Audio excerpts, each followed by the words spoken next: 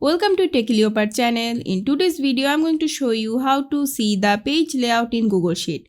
First, click on the File option in the top menu. This is where all your document settings are stored, including printing and layout control, which help you prepare your sheet for printing. Next, click on Print. This will open the Print Preview window, where you can see how your sheet will appear on paper and make adjustments before printing. In the Print Setting panel, click on Set Custom Page Break.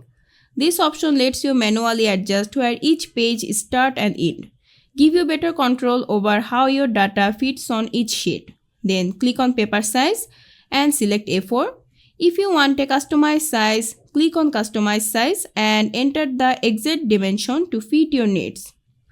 After that, click on Confirm Break to apply the layout. If you want to go back, simply click Cancel to return to your main sheet view. And that's it.